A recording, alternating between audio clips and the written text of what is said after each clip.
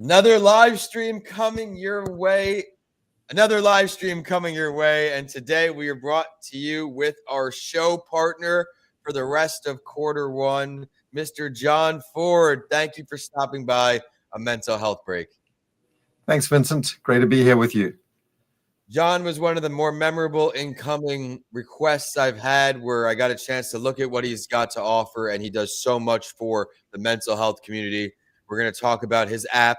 We're going to talk about his card set. We're going to talk about everything, some books. This is a mental health break, and I want to thank everyone for tuning in and helping make this now a top 5% global podcast. Your support means so much, and it continues to allow me to keep going, keep recording, and that led us to John Ford today. So, John, I would love for you to give yourself the intro. You could do it a whole lot better than me. Everyone, this is John Ford. Thanks, Vincent. As I say, I'm super happy to be here. I think mental health is an important topic for all of us throughout our lives. Some may be thinking I'm a therapist, but I'm not. I started out in South Africa, where I was born, as an attorney.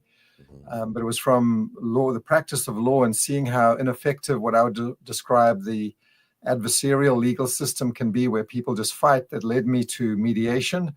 Yep. And mediation led me to working with emotions. And that's really how I got into that sort of space of helping people to both identify what they're feeling and understand the importance of feelings as it relates to just to life in general, and getting our needs met and figuring out how we get along with one another. What's one of the first steps that people listening on could take to actually get in touch with their feelings, like you're describing? Well, I would say actually probably maybe the first thing would probably be more like a mindset shift. So I think for a lot of folks, we have a negative attitude towards our feelings. We think like they're the enemy, or I don't want to get emotional. We get all those kind of messages. So I think the first thing I would actually encourage is shifting that sort of perception that emotions are bad, and making friends with them, and appreciating that they're here to guide us and to give us insight about what it is that we need to do in life. But assuming that we have that in place, in other words, a good attitude towards them, I would say, being present to what's going on in our body, noticing, just literally, if you just think of the word feeling, and there's feelings, and then we sometimes use the word emotions sort of interchangeably, but feeling is really feeling in the body and connecting with what's going on in our bodies, and using that sort of familiarity to start figuring out again what emotion it is that is alive for us. I love that. Thank you for sharing that. And your passion on this subject extended to you taking it so far where you made an app to help people get in touch with their feelings, get in touch with their emotions. I've used it. It's very user-friendly, which I love about it. John, what was the motivator to finally put all of this hard work into an app, easy accessibility for everyone? Well, I mean, the journey, I didn't start with the app. Let me put it that way. The app has been sort of the culmination of a journey. What I started with was, and I'll show them my cards, feelings and needs cards. And these, as I say, I started using in my practice as a mediator when I realized that, when people are in conflict, they often have good intentions about how they're going to approach the conversation. But you get them into the room and they start talking about what's important to them, and the next minute they start saying things that they probably shouldn't. Like a little bit of sarcasm comes in, a little jab here, a jab there. And so I was looking for tools or a way of helping people to have those difficult conversations without making things worse. And so the first tool that I started using and developing were the cards. And they're really, like you could sort of say, they're prompts. There's 2 packs of cards, one with 56 feelings and the other with 56 needs. And they're really like prompts to help you sort of say, like, am I feeling this or am I feeling that? Because a lot of the time without those, people struggle getting a good sense of what's going on. So in any event, so I had great success, and they've really changed the way that I mediate using the cards. And then it was during COVID, that sort of terrible time, but also a time of opportunity, because it certainly helped me develop my practice in new ways. And I got contacted by app developers in Uruguay.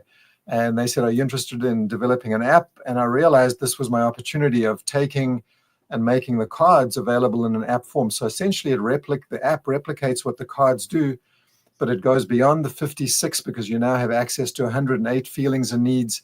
There are a whole lot of tools that you can also use to help you develop I statements, to brainstorm potential solutions. So it's just a way of managing your relationships and the situations that inevitably come up in them, and getting clear about what you're feeling and needing. And just to quickly say, feeling and needing is if you sort of say, well, why have such a focus on feeling and needing? There was an author, Marshall Rosenberg, who wrote a book called Nonviolent Communication. And he would say, essentially, if we want to be empathic, connect with what that person is feeling and needing.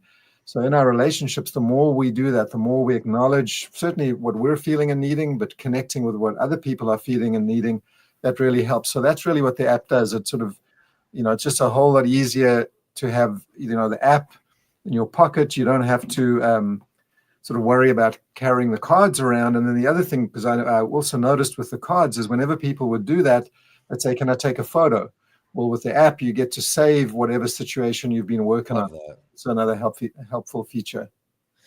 Who would you say the target person is for the cards, for the apps? I know, of course, it can help everyone, but is there a specific group that you help more than others, perhaps? Well, I would say, I think you're right that really they are a tool for everyone. But there's certainly professions where I've sort of seen it being applied and used more.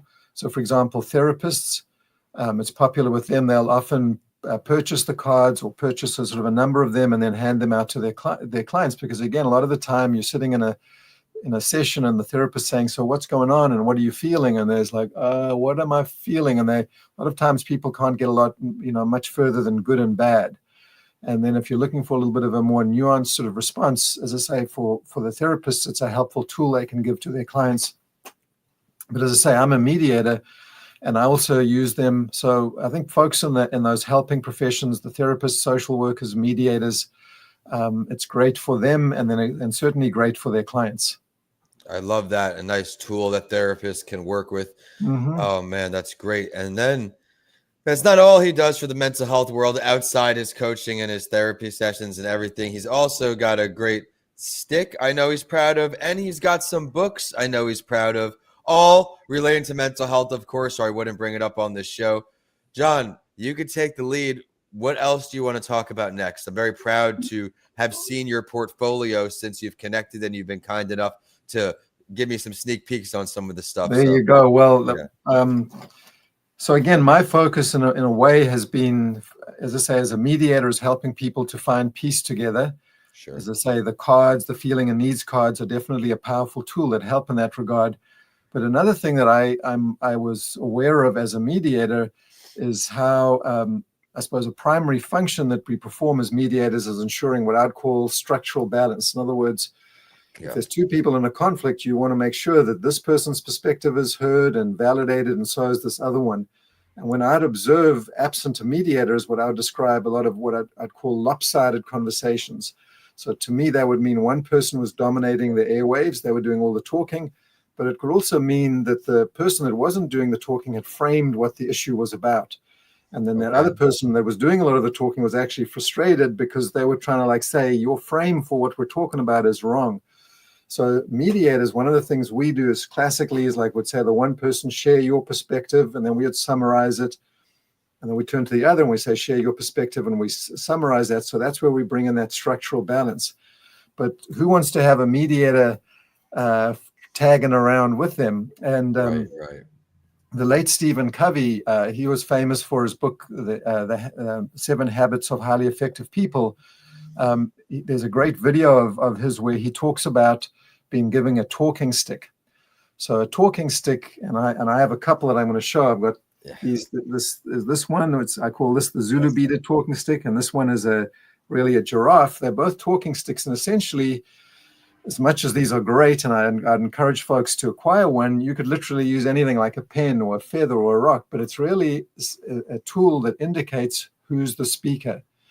And it makes it crystal clear. So as long as I've got the talking stick, I'm the speaker. And then if you and I were having a conversation, Vincent, I would get to share. And your task would be to demonstrate to me that you've understood me, not to debate me, not to argue with me, not to invalidate me in any way, just to say, I hear you, John, this is what you're saying, this is your perspective. And when I feel heard, I say, all right, thank you, Vincent. And then I hand the stick over to you, and then it's your turn. And that's, again, essentially a lot of the time what mediators are doing. And when we do that, when we slow things down and make sure everyone's voice is heard, everyone's perspective matters, it doesn't guarantee, but it increases the likelihood that you're going to get to a good resolution, or at least have an understanding of why it is that you're disagreeing with one another, and doing that in a respectful way. So again, I have, as I say, the two. I found this giraffe one, and the reason why I like the giraffe is, again, from the world of nonviolent communication of Marshall Rosenberg. The mascot for the movement is the giraffe, because the giraffe needs a massive heart to pump the blood up its long neck. So it's like a big-hearted animal. So that's why we have the giraffe. And I find that I use this a lot for the more delicate, sensitive conversations. There are other times when we come together and it can be a little bit more celebratory. And that's why I like this one. And you can see it's modeled after a microphone. But anyway, so yeah, those are two other, I think, really helpful communication tools that help people stay on track. I always think between, if you can have the talking sticks and the cards, you're well on the way and way ahead of the pack in terms of getting to a good resolution. I love it. I think it's really important how you're just, again, making it accessible to different type of learners. People perceive information differently. People like to learn differently. Some people are glued to their phone. It is what it is. It's the digital age. Some people, like, I'm a physical book person, not an ebook person. So I love the physical resources. Now, throughout your experiences as a professional using these resources, as you work on your own mental health as well, what is one of your favorite takeaways you found from maybe someone using the talking stick, someone using the apps? Do you have any awesome just breakthrough stories that you could share with our audience? Well, again, as I say, I not so much that I'll share about others, other than to say I've seen it over and over again in terms of my practice as a mediator, how allowing people to have their experience acknowledged makes a huge difference. Again, I think what happens when we get into conflict, we're sort of attached to our version of reality. Sure. And struggle acknowledging that the other person has another sort of perspective. But if we don't find a way of acknowledging the truth that each of us has a perspective, people get stuck. And so I suppose that sort of insight, sort of, as I say, has driven things. I have an example that I will share. Please, yes. I was trying to think about some examples, but one was some time ago. I was doing a mediation between a manager and their administrative assistant, and the administrative assistant was a young woman. She had a son, and he had a medical condition. As a result of it, the mom was having to sort of take time off for doctor's appointments and was struggling getting to work on time. And in any event, she eventually could see that she was, that her manager wasn't happy with her, and she approached her manager and shared with her in confidence what was going on, and shared a little bit about her son's mental health condition. Was just his medical condition, I should say. And in her mind, that was a private conversation she was having with her manager.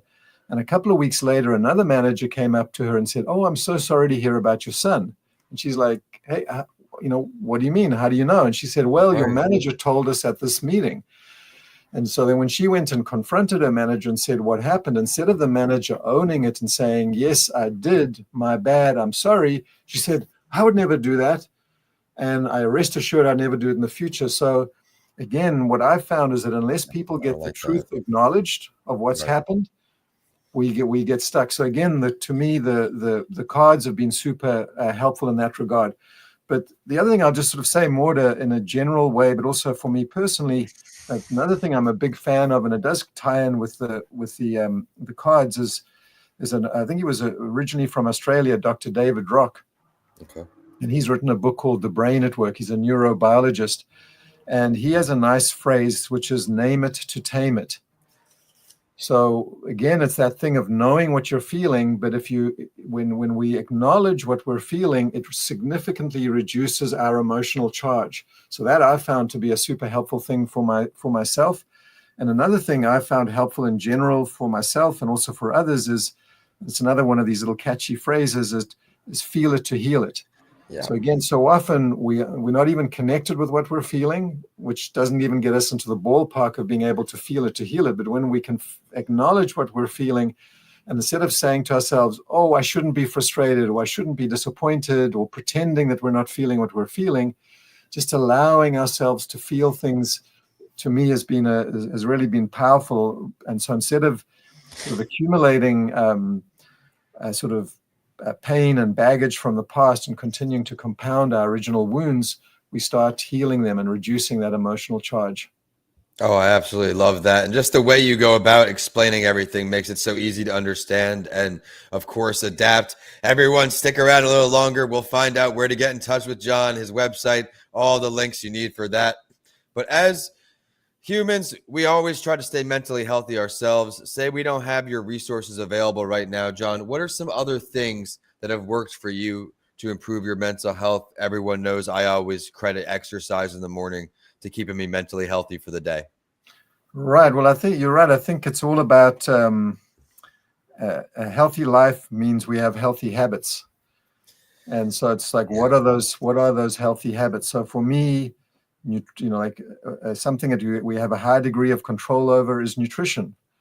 And so are we putting toxins in our body, or are we putting healthy food in our body? So for me, I've been slowly in my life, sort of, as I say, tilting ever more towards healthier eating. And at this point, I try as much as possible to stick away from processed foods. I trust whole foods. While I'm just on that subject of nutrition, like this morning, I had a raw clove of garlic.